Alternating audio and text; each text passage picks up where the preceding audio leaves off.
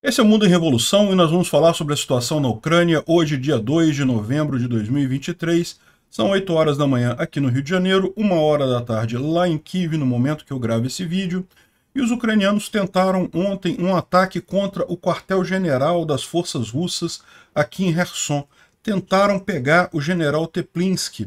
Lembra a situação aqui, né, que os russos não estão conseguindo tirar os ucranianos estão avançando cada vez mais aqui na margem esquerda do rio Dnipro, e os russos, para tentar resolver isso, tiraram o general meia-boca que eles tinham ali e botaram o general Teplinsky, que é um bom general, né? Ele tinha sido retirado do comando ali de Zaporizhia por discordar do Gerasimov, foi colocado aqui, né? E não morreu nesse ataque, infelizmente, mas foi alvejado o quartel-general dele e tem um monte de gente morta e ferida por lá, né?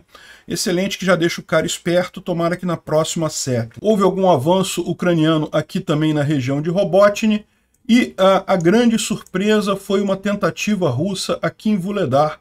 Os russos tentaram novamente avançar aqui em Vuhledar com o mesmo resultado. Um monte de gente morta, um monte de tanque destruído, né?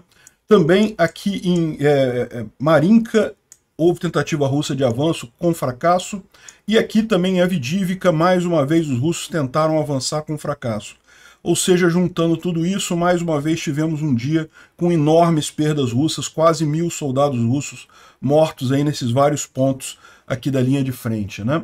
O general Zaluzhny deu uma entrevista para The Economist lá nos Estados Unidos, falando sobre o risco da guerra na Ucrânia se tornar uma guerra posicional, se transformar num deadlock que nem um lado nem o outro conseguem avançar devido à escassez de recursos, né, ao empate tecnológico, né? Mas ele deu também a saída para isso, o que tem que ser feito para evitar esse resultado, que isso aconteça no futuro. É lógico, você vai ver muita Russetti dizendo aí que não, que ele disse que já estamos num empate, coisa e tal. Não, não foi isso que ele falou. Ele falou que existe o risco da gente chegar nesse empate e existem medidas para serem tomadas para evitar que isso aconteça, né? E aquele grupo de 11 republicanos, agora são 8 republicanos que se opõem fortemente à ajuda à Ucrânia. Eles lançaram um manifesto dizendo que a Ucrânia tem que provar um monte de coisa para receber ajuda e coisa e tal, mas o que se lê disso daí é principalmente isso, né? Eram 11, agora são 8. Está diminuindo, inclusive, esse grupo de republicanos que é contra a ajuda à Ucrânia, esse grupo mais radical, né? Agora, eles falam algumas coisas ali que fazem sentido. Eu acho que esse pessoal está começando a enxergar a coisa pelo lado certo, né? Eles falam que se é para mandar armas para a Ucrânia, então tem que mandar armas em quantidade suficiente para uma vitória decisiva. Não tem como discordar disso. Vamos falar sobre esses e outros assuntos em detalhes. Essas notícias foram sugeridas pelo próprio Lula, Monark deixa de ser Russetti e várias outras pessoas. Obrigado aí ao pessoal que sugeriu as notícias lá no nosso site, no visãolibertaria.com. Obrigado a você que está assistindo o nosso vídeo. Se você gosta do nosso conteúdo, por favor, deixe o seu like, se inscreva aqui no canal, né? Pois bem, vamos começar falando justamente sobre o ataque contra o general Teplinsky, que foi a coisa mais interessante dessa noite mesmo, né? O canal russo VCHK-OGPU, não sei qual o significado disso em russo, ele disse que o general Teplinsky foi alvo de um ataque contra o centro de comando do exército ali no Dnipro, né? Então, só recapitulando esse aspecto, aqui na região de Kherson, os ucranianos têm aqui a margem direita ou margem superior do rio Dnipro, os russos têm a margem esquerda ou margem inferior, isso desde novembro do ano passado, e agora os ucranianos têm feito ações aqui, têm estabelecido os cabeças de ponte aqui na margem esquerda, já liberaram esse vilarejo aqui de Krink, mas tem outras tropas aqui também na margem esquerda, algumas lutando aqui por Pichanivka, Poima. Enfim, tem uma série de tropas ucranianas aqui e os russos já estão há quase um mês tentando tirar essas tropas ucranianas daqui, não conseguem, né? E eles têm o medo de que com essas tropas ali os ucranianos consigam preparar uma grande contraofensiva nessa direção. Seria algo realmente muito danoso para os russos, porque daqui os ucranianos poderiam chegar rapidamente na Crimeia, que é um ponto muito sensível para eles, né? Enfim, os russos estão muito preocupados com essa situação aqui em Kherson, e daí uma das coisas que eles fizeram foi justamente tirar o general que estava comandando essas tropas.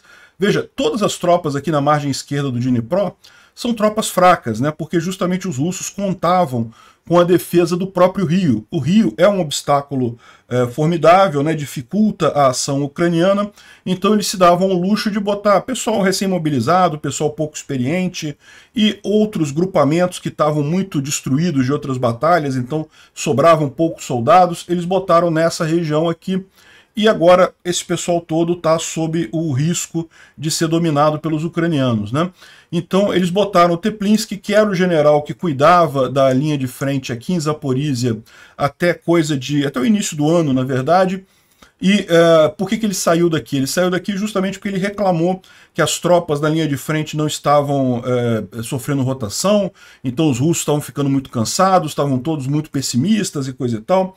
Então o general Teplinsky é um bom general, estava aqui fazendo um bom trabalho, foi retirado aqui dessas tropas por conta de criticar o Gerasimov, o alto comando russo, né? Depois da situação lá do Prigozhin, qualquer crítica ao alto comando russo, o pessoal tira a pessoa. Né? Minto, ele não foi tirado em janeiro, ele foi depois da coisa do Prigozhin, foi em setembro mais ou menos. Né? Enfim, então ele é um bom general que não estava sendo usado, e aí botaram ele aqui no Dnipro para tentar melhorar a situação aqui. E aí o que aconteceu? Olha aqui, ó. O canal descobriu, hoje houve um strike contra o posto de comando do grupo do Dnipro, que a partir dessa semana estava sendo comandado pelo general Teplinsky. Nesse momento não é conhecido, nesse momento se sabe que pelo menos um soldado foi morto e vários outros estão seriamente feridos. Não se sabe se Teplinsky estava no posto de comando naquele momento. A área atacada foi isolada e foi dado o comando para não disseminar informação sobre esse ataque, né? Por que isso? Porque, como a gente viu, né, muita gente ali na região estava esperando o Teplinsky como uma solução mágica para resolver os problemas. Né? Os soldados que estavam só perdendo ali para os ucranianos, não conseguiam segurar os ucranianos e coisa e tal. Todo mundo falou, a gente falou sobre isso em alguns vídeos atrás, né? As mensagens eram todas no sentido de que, não, tomara que o Teplinsky consiga resolver esse problema e coisa e tal. Só que isso aqui certamente é um baque, né? No mínimo assustou o cara. Então eles estão querendo abafar esse assunto e o centro de imprensa está preparando um pronunciamento dizendo que destruiu mais um míssil ATACMS, né? Detalhe, a gente não sabe se foi um ataque ATACMS, tá? Se foi usado um ATACMS para isso. Eu acho pouco provável. Esse quartel-general provavelmente não é na linha de frente aqui, deve ser na retaguarda aqui na área ocupada de Kherson. Então aqui é perfeitamente acessível por a HIMARS.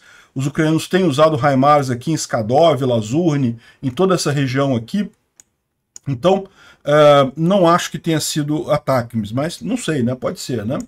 Enfim, isso daqui foi outra coisa interessante, porque eles liberaram essa imagem aqui, ó, dizendo que isso daqui é um vídeo das Forças Armadas Russas, e eles dizem que essa localização aqui, esse local foi atacado à noite por um enxame de drones FPV. E é difícil ver se ele está usando a palavra enxame aqui no sentido de dizer que foram muitos drones, ou se foi um enxame no sentido matemático, né?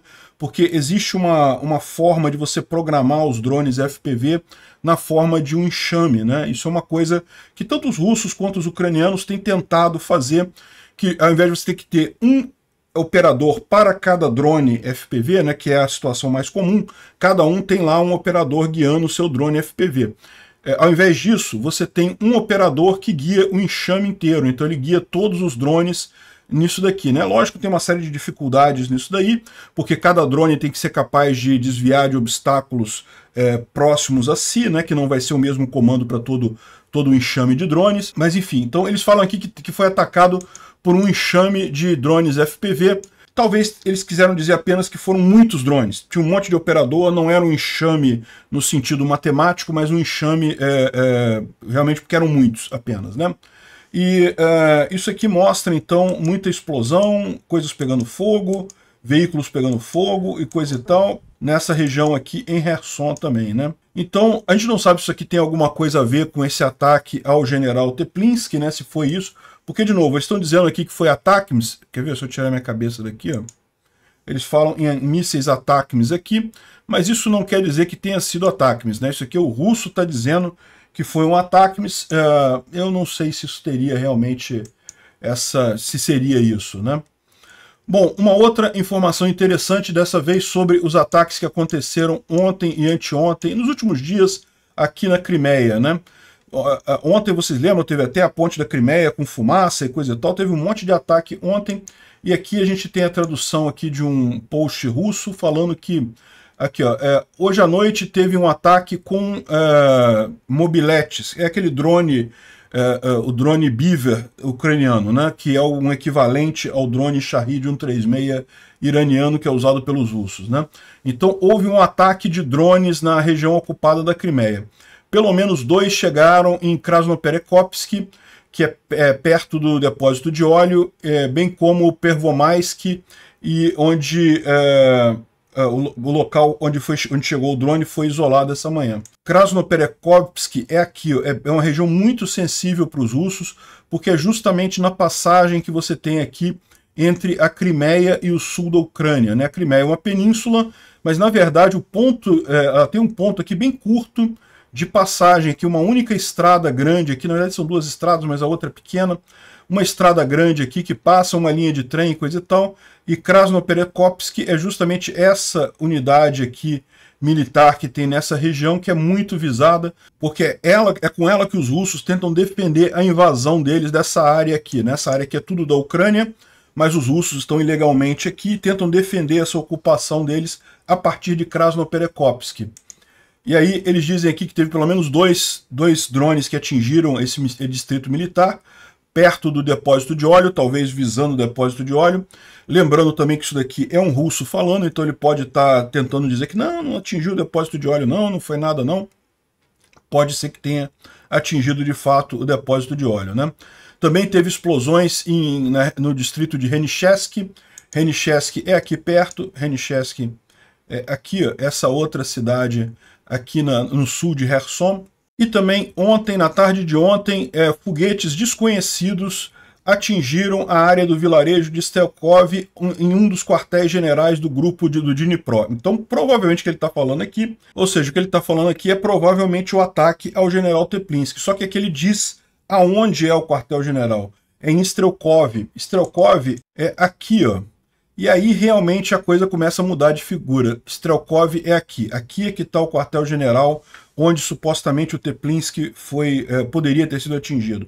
Se foi aqui, a coisa muda de figura. Então eu estava errado na minha suposição de que era nessa região. Eles botaram o quartel-general aqui.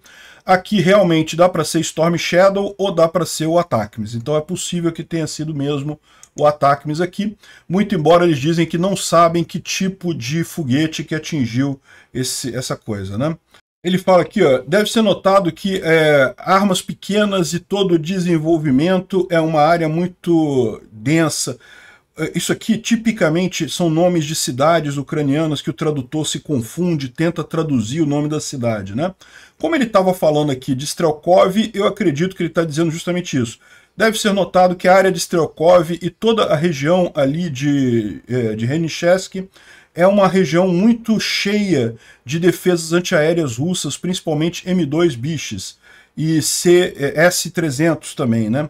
Ou seja, pode ser que esse ataque ucraniano tenha sido visando principalmente as defesas antiaéreas, é a continuidade do ataque que os ucranianos vinham fazendo, tentando destruir defesas antiaéreas aqui, também atacaram defesas antiaéreas nessa região aqui, né? E foi reportado uma dúzia de oficiais feridos, o restante das perdas ainda está sendo estabelecida nesse ataque justamente ali em Strelkov, né? Então a gente já sabe que foi aqui em Strelkov e teve um monte de oficial ferido aqui, a gente já sabe que teve dúzias de oficial ferido aqui nessa região e também defesa antiaérea desabilitada por aqui, né? Bom, falando sobre o fronte ali no rio Dnipro, né, na situação ali em Kherson. Isso daqui é o pessoal passando com barco camuflado aqui, né, realmente muito interessante a camuflagem que o pessoal fez do barquinho aqui. Aqui são imagens dos ucranianos em Krink, então os ucranianos estão aqui patrulhando a cidade. Aqui dá para ver que eles estão andando de forma relativamente tranquila na cidade, né? Ou seja, mostra que realmente estão dominando a cidade. Se a cidade não estivesse em poder dos ucranianos, eles não teriam essa liberdade de ficar andando ali fácil assim, né? Bom, a gente tem algumas informações de bloggers russos sobre a situação, agora não falando do Teplinsky, mas falando mais especificamente de como é que está a linha de frente ali na região de Kherson, né?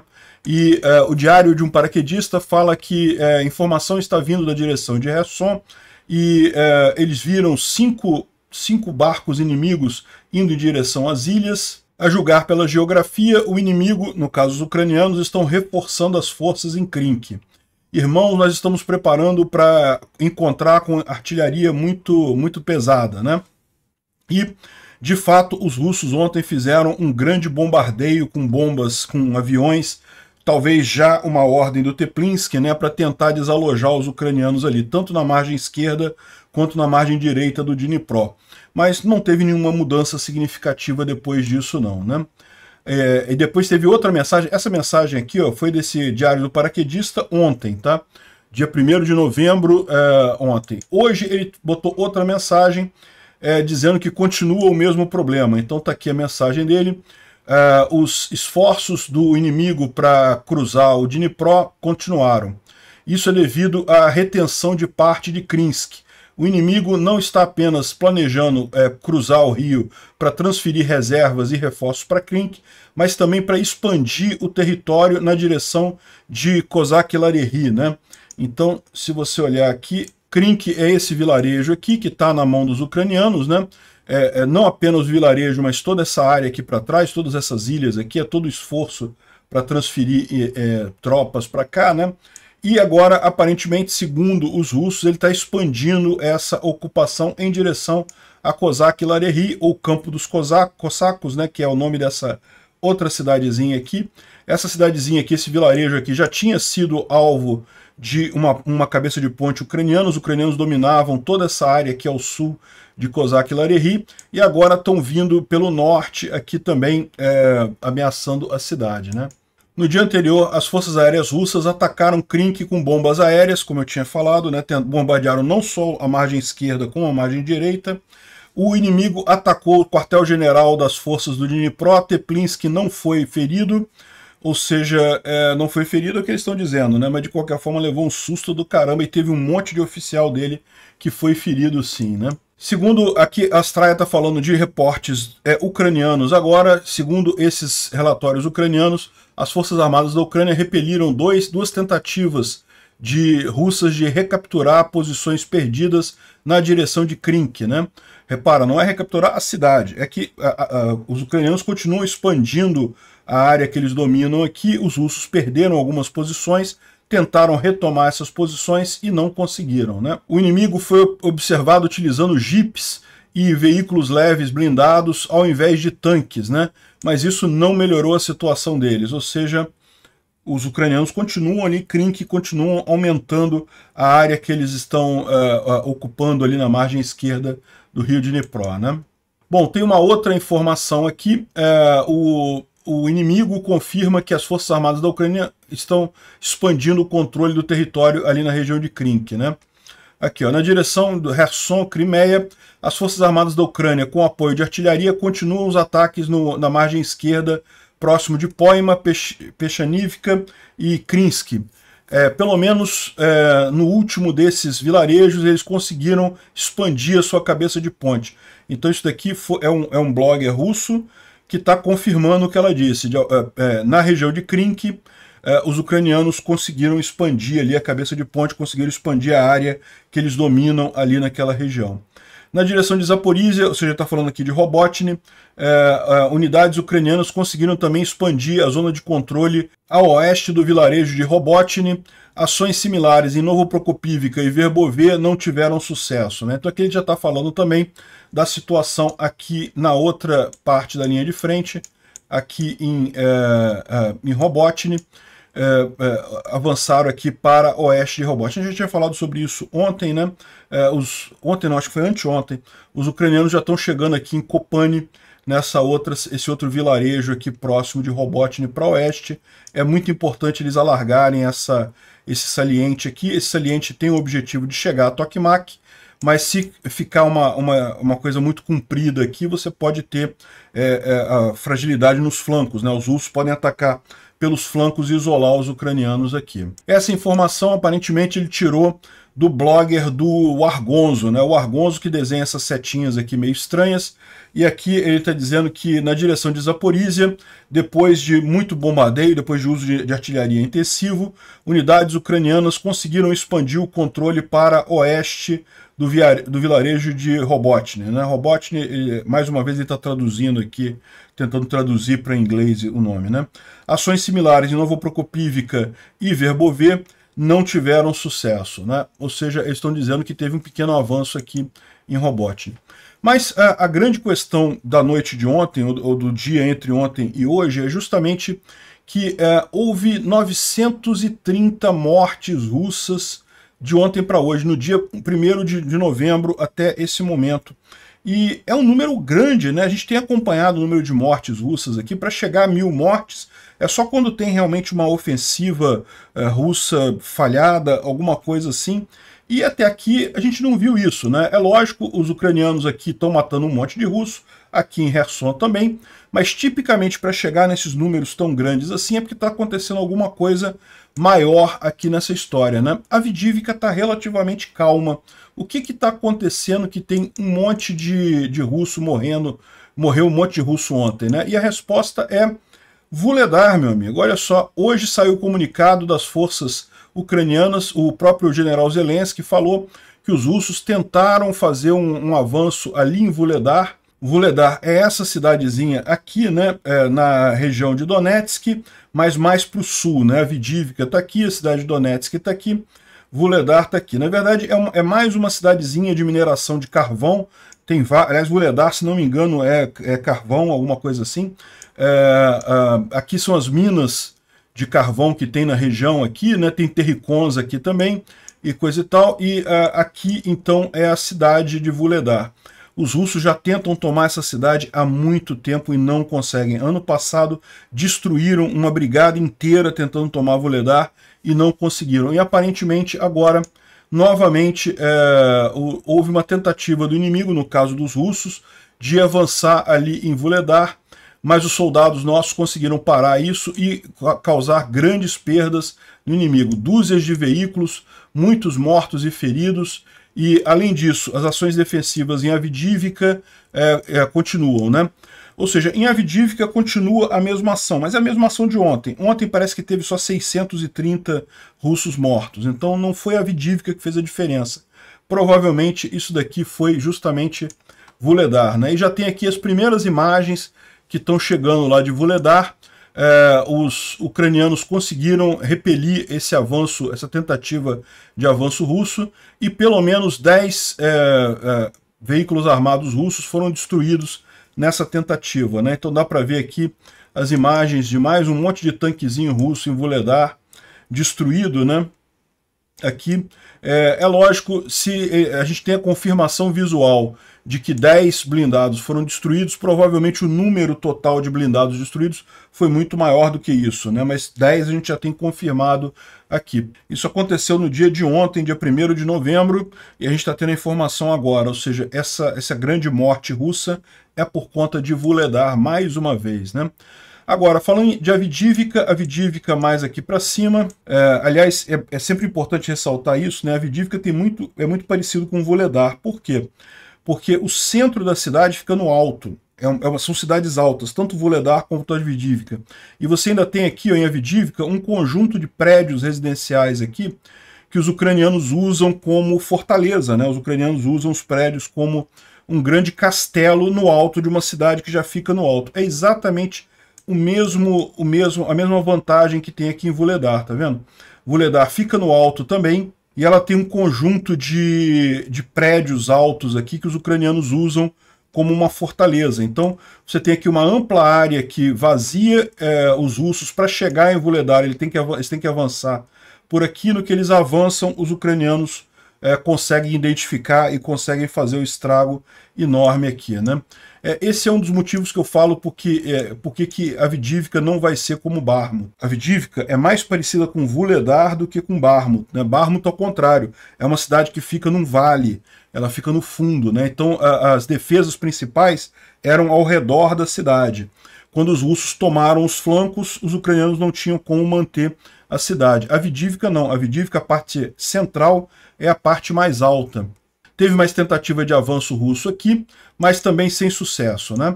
E particularmente aqui, ó, enquanto a Rússia está botando a maior parte das unidades ali em Krasnohorivka, as forças ucranianas foram geolocalizadas a norte de Krasnohorivka, movendo ao sul ao longo da H20. Isso daqui os russos tentando destruir esse avanço ucraniano aqui, mas não sei se conseguiram muita coisa não. E olha o problema que isso pode gerar para os russos, hein? Repara que Krasnohorivka está aqui, né? Os russos têm feito, de fato, muitos ataques aqui nessa região, buscado aqui o Terricon, chegar aqui na linha de trem e coisa e tal. Toda a ação russa está acontecendo nisso daqui, o que significa que tem um bocado de tropa russa aqui em Krasnohorivka. Os ucranianos, ó, estão aqui descendo o H20. Eles estão avançando aqui ao norte, descendo o H20. Olha só a tragédia que isso pode virar para os russos, né? Se eles chegarem em algum ponto por aqui, chegarem perto, não precisam nem cortar isso daqui, eles já conseguem chegar nessa linha de fogo, já podem botar essa estrada aqui na linha de fogo deles. Por baixo aqui não dá para passar, porque Vezele ainda está na mão dos ucranianos. Então os russos podem ficar isolados aqui em Krasnohorivka muito facilmente. Os russos colocaram uma força enorme aqui para tentar avançar. Se essa ofensiva ucraniana conseguir chegar aqui mais adiante na H20, meu amigo, os russos vão ter um problema seríssimo aqui em Avdivka, vão perder uma parte considerável das forças deles, né? Então é o que eles estão tentando fazer. Os ucranianos estão descendo, estão movendo em direção ao sul ali na H20, e se eles conseguirem avançar mais um pouco, as tropas russas vão ter o risco de serem cortadas do resto das forças russas, né? Seria uma coisa excelente, vamos aguardar. Aqui o Ozint Uri confirma que o Terricon não está na mão dos russos nem dos ucranianos. Está tudo com zona cinza aqui porque foram vistos tropas ucranianas nessa região do Terricon aqui. Então ninguém está controlando ainda o Terricon, né? Continua a batalha por ali. E também, além desses ataques todos, teve também ataque russo lá na direção de Kupiansk. E mais uma vez um monte de tanque destruído ali na região de Kupiansk. Já é a terceira ou quarta vez que a gente fala sobre isso, mas é isso daí. Kupiansk aqui no norte, nessa região, os russos tentando avançar aqui e continuam não conseguindo avançar nessa região. O Instituto para o Estudo da Guerra fala aqui sobre a entrevista do Zaluzhny, a gente vai falar sobre isso daqui a pouquinho, mas ele diz aqui que foi, na verdade, o Zaluzhny ele publicou um ensaio chamado Guerra Posicional Moderna e Como Ganhar essa Guerra, e também fez uma entrevista com a The Economist. Na entrevista da The Economist, como é tradicional, mídia tradicional socialista americana, tentaram pintar ele como dizendo que não, estamos num empate, estamos num deadlock, as forças tecnológicas estão equivalentes e coisa e tal, então por isso que a gente não consegue nem avançar, nem eles conseguem avançar, uma situação similar à Primeira Guerra Mundial. Mas no ensaio, o Zaluzhny ele foi mais longe, ele falou que não, primeiro que a gente não está nisso ainda, a gente está caminhando para isso, e existem mecanismos para evitar esse resultado. Ele propõe cinco áreas de enfoque dos ucranianos e como eles podem explorar esse enfoque para justamente evitar chegar nessa guerra posicional, nessa guerra travada, como foi a Primeira Guerra Mundial, né? Então, uma coisa que eu quero lembrar a todo mundo, né? A Ucrânia em paridade com a Rússia já é um feito absurdo, né? No início dessa guerra, ninguém imaginava que a Ucrânia fosse capaz de parar a Rússia. A Ucrânia conseguiu parar a Rússia e mesmo com um monte de reforços do lado russo, a Ucrânia continua sendo capaz de fazer isso. A Rússia não consegue avançar de forma decisiva ali na Ucrânia, né? Só isso já é uma vitória em si. Mas mais do que isso, certamente essas ideias aqui do Zaluzhny é porque ele já tem um plano por trás de como fazer, como desembaraçar esse nó. Aqui a gente vai falar sobre isso daqui a pouquinho, né? O ponto que ele está colocando aqui justamente é que não se pode esperar uma grande ofensiva como aconteceu no ano passado, né? Ano passado a gente teve duas grandes ofensivas aqui, a ofensiva de Kharkiv, que os ucranianos liberaram toda essa área aqui, e a ofensiva de Kherson, sem contar, lógico, na liberação do norte, que foi também um feito ucraniano. Então, ou seja, essas grandes ofensivas que aconteceram no ano passado não devem se repetir agora, né? A forma como vai se tornar a guerra agora é diferente. Mas ele falou que está longe de você chegar nesse embate de forças, né? O Instituto para Estudo da Guerra também fala que as forças russas estão provavelmente preparando mais uma grande onda ali em Avdiivka, não duvido disso, né? E eles concluem que a situação em Avdiivka é um microcosmo das falhas russas, né? Eles são incapazes de aprender as lições dos ataques anteriores, repetem os mesmos ataques e têm os mesmos resultados, evidentemente, né? Bom, a gente sabe também de um ataque em Enerhodar, né? Os russos estão reclamando que os ucranianos fizeram um ataque aqui com drones em Enerhodar. Não temos maiores informações sobre isso. A Ucrânia vai receber mais 40 AMX-10 franceses, excelente, isso vem a partir da Bulgária. Ótimo isso, né? A Coreia do Norte, porém, transferiu 1 milhão de munição de artilharia para a Rússia. Isso não é uma boa notícia, né? Mas é esperado também aquilo que eu falei para vocês, né? E vamos falar então sobre a questão dos Zalushny, porque eu acho que é o ponto mais interessante que saiu ontem e vai ter muita desinformação russa no que tange a isso também, né? Então são duas coisas diferentes que foram publicadas ontem. Ontem foi publicado esse paper numa revista militar lá, justamente Guerra Posicional Moderna e Como Ganhar essa Guerra. E aí o pessoal tá brincando aqui que ele botou Federação Russa com letra minúscula e coisa e tal, né? Enfim, é um artigo técnico, tá? Não vale a pena a gente entrar em detalhes. Ele tá aqui, ó, aqui tá o total dele, dá para ver lá no artigo da Economist, eles citam esse artigo militar aqui que ele falou. E, além disso, ele deu a entrevista na Economist falando sobre essa situação. E daí a visão dele é justamente de que corre-se o risco dessa guerra chegar num ponto de equilíbrio, que nem os russos nem os ucranianos conseguem avançar, porque a paridade tecnológica está equivalente, a capacidade de pessoal, ambos têm pessoal à vontade, né? Os ucranianos ainda têm, estima-se, segundo os próprios ucranianos, eles têm um pool que pode ser mobilizado de até 15 milhões de pessoas. Disso daí eles têm 5 milhões que são pessoas que podem ser mobilizadas facilmente. Então o desafio não é gente. Os russos têm 3 vezes isso. Mas são números tão grandes, 5 milhões, 15 milhões, que não faz diferença no final das contas, né? Não vai faltar gente para nenhum dos lados. O que pode fazer diferença é a capacidade de treinar esse pessoal.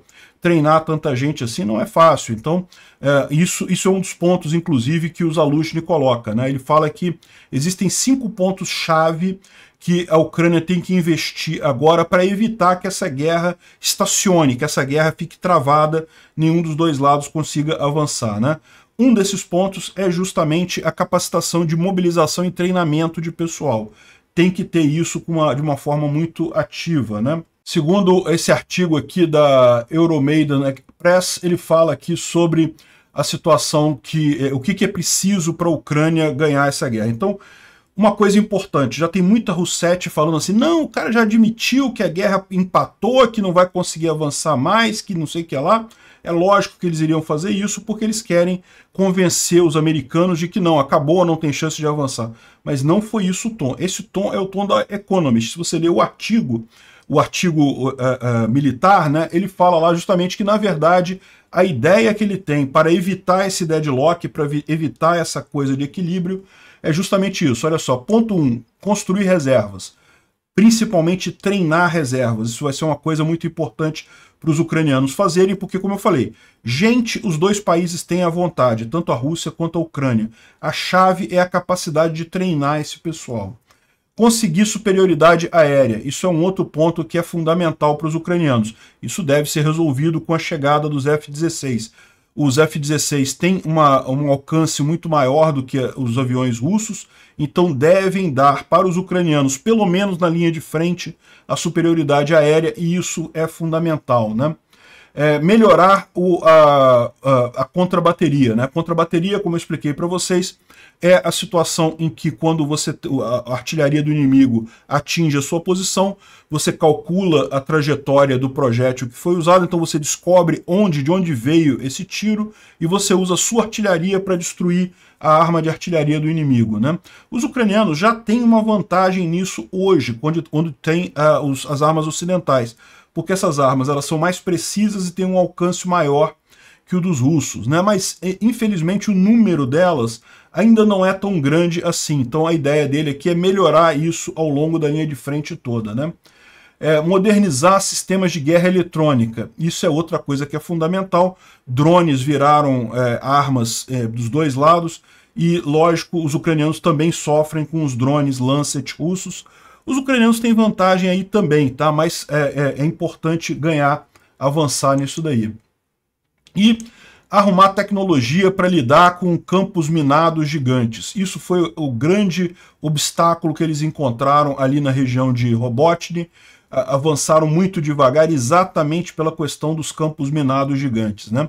O campo minado também impede uma ação de surpresa, como aconteceu, por exemplo, em Kharkiv. Né, os ucranianos conseguiram retomar uma área enorme, porque em poucos dias, foram 3 dias a ofensiva de Kharkiv, retomaram aquela área toda. Por quê? Justamente porque conseguiram fazer uma ação rápida. Isso é impossível em campos minados, como a gente tem ali em Zaporizhia. Como lidar com isso? Tem várias alternativas tecnológicas para isso, né? Então é importante notar isso daí. Ele já está com um plano, ele já tem um plano. No artigo ele inclusive descreve como que ele pretende ou oferece uma alternativa para isso daqui. E lógico, a ideia do artigo é tipo perguntar para o Ocidente: e aí, o que vocês acham? O que tem para, vocês poderiam ajudar nesses aspectos aqui, né? A gente sabe que chegar com a superioridade aérea, certamente já estão vindo aí os F-16, mas tem também os outros aspectos aqui que muito provavelmente pode ser que tenha alguma outra arma, algum outro sistema que os aliados possam ajudar para a Ucrânia, né? E lógico, tudo isso tem a ver também com a lei que está para passar lá no Congresso americano de ajuda para a Ucrânia, né? A gente tem acompanhado isso, os Estados Unidos querem dar uma ajuda decisiva para a Ucrânia, um valor mais alto, aprovar um valor mais alto, e existe a oposição de alguns republicanos nisso daí. Durante algum tempo, os russos conseguiram o que eles queriam, parar esse processo, justamente com a retirada do Kevin McCarthy da presidência da Câmara.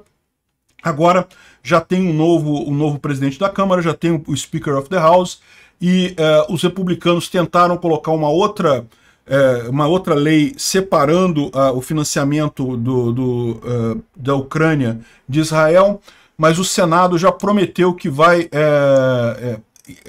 enterrar a ajuda só para Israel, vai ter que aprovar ajuda para a Ucrânia e Israel. Excelente medida isso daqui, né? E a gente teve também essa carta emitida por 8 republicanos que pedia justamente a separação da ajuda de Ucrânia e Israel, mas eles disseram que eles têm 12 condições que precisam ser resolvidas antes de entregar um único dólar para a Ucrânia e coisa e tal, né? E uma delas era ter uma estratégia de vitória definida. Então você repara que essa coisa toda, a propaganda russa está tentando atacar justamente esse ponto, né? Está querendo usar essa entrevista do Zaluzhny e do Zelensky na Time, as mídias tradicionais socialistas todas pendendo para a esquerda, né? Pendendo para ajudar a Rússia, e daí fica esse negócio aí. Essa é a briga de informação que está tendo lá nos Estados Unidos, né? E eles botam aqui os vários pontos, mas o que eu tiro disso daqui de mais importante é o seguinte: eram 11 republicanos que implicavam contra a ajuda para a Ucrânia, agora são 8. Ou seja, até aquele núcleo duro que não consegue impedir nada. Conseguiram só tirar o Kevin McCarthy, infelizmente, mas não conseguem nada. E agora eles estão menores ainda, né? Eu não tenho dúvida nenhuma que a ajuda para a Ucrânia vai passar, está mais do que claro para todo mundo dessa necessidade, mas eles colocam aqui essas condições, né? Agora, uma coisa que eles falam aqui, e aí se encaixa um pouco com o que eu falo também, que, olha só, é importante também ter uma ideia de que armas não estão sendo enviadas que poderiam ajudar a trajetória dessa guerra. o Biden e o secretário Austin devem passar para o Congresso uma lista de armas que não foram enviadas ainda e que poderiam alterar a situação da guerra, o atual empate que eles colocam aqui, né? O pessoal é o 7, não tenha dúvida. E uma maneira, de forma a evitar essa coisa de enviar armas aos pouquinhos. Se é para ajudar a Ucrânia, vamos dar um monte de arma para ganhar de uma vez. Esse pessoal está ficando esperto. É aquilo que eu falei para vocês. Eles já estão vendo que esse assunto, se continuar no ano que vem, vai prejudicar muitos republicanos. É por isso que o Biden está dando ajuda de conta-gota. Quando chegar ano que vem, o Biden vai querer dar muita ajuda justamente para a Ucrânia ganhar no ano que vem. Justamente porque vai ajudar o Biden eleitoralmente isso ano que vem, né? A vitória da Ucrânia certamente vai ser creditada na conta dele e isso vai ajudar ele na coisa. E ele sabe, ele não quer que a Ucrânia ganhe esse ano, justamente porque ganhando esse ano vai chegar ano que vem, e aí a guerra da Ucrânia é coisa do ano passado, já acabou, né? Já passou. Isso deixa de ser um ponto de discussão. Então eu acho que esses republicanos deviam focar nisso daí. Ao invés de focar em dar... não vamos dar dinheiro para a Ucrânia, não sei o que lá. Não, vamos dar tudo de uma vez para eles ganharem essa guerra de uma vez. Cara, isso está sendo muito barato para os Estados Unidos, né? O pessoal está trazendo aqui, ó, que quando você fala que ainda tem um grupo de republicanos, de eleitores, que acham que não se deve ajudar a Ucrânia. Mas quando você fala que a Ucrânia ainda possui 83% do seu território e que degradou severamente os militares russos, esse ataque ucraniano, 53% dos votos dos eleitores republicanos apoiam a ajuda à Ucrânia, né? Então, aqui, ó, mesmo entre eleitores do Trump, isso é verdade. O suporte mais do que triplica. Porque justamente esse é o ponto, né? Os Estados Unidos estão ganhando da Rússia sem precisar matar um único soldado americano. Basta dar ajuda para a Ucrânia, mas tem que dar ajuda de verdade, tem que entregar mesmo as armas para a gente aplicar aqueles 5 pontos lá do Zaluzhny e ganhar essa guerra, né? Obrigado por assistir o vídeo até o final. Se gostou do conteúdo, não esqueça de deixar o seu like, isso ajuda o canal a crescer e a chegar para mais gente. Se não gostou, deixe o dislike e explique nos comentários como podemos melhorar. Comente também sugestões de temas que podemos trazer por aqui. Comentários insultuosos ou defendendo ditaduras e criminosos de guerra serão sumariamente bloqueados. Agradeço a compreensão. Se ainda não é inscrito no canal, considere se inscrever clicando no botão inscrever-se abaixo e marcando a campainha para todos os avisos. Se quiser ajudar o canal, veja no nosso site como você pode fazer isso.